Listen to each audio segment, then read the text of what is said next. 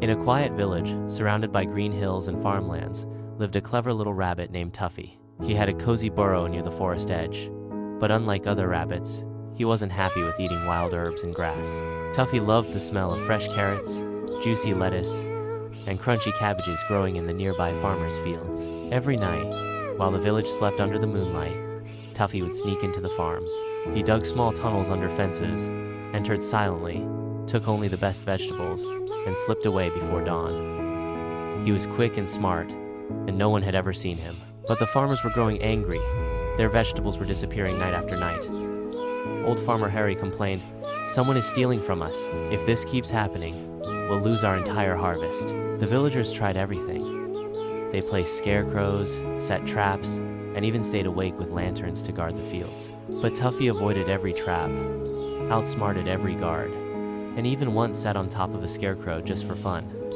He laughed at their efforts. Other animals warned him. "Be careful, Tuffy," said an old owl. "Your tricks may not work forever." But Tuffy only grinned. "No one can catch me." One night, after heavy rains, Tuffy returned to Farmer Harry's field. The ground was muddy, but he didn't care. He was too focused on the sweet smell of fresh carrots. He ate until he was full and didn't realize he had left muddy paw prints across the field.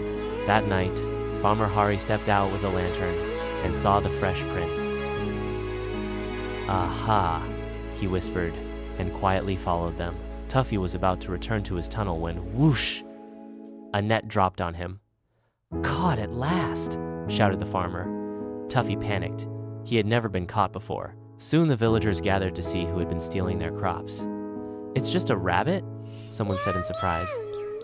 "But such a smart one," said another. Everyone was angry, except for Mina, Farmer Harry's daughter. She looked at the frightened rabbit and said gently, "He's not bad. He was just hungry." Mina had an idea. "Why don't we grow a small garden near the forest, just for him and other animals?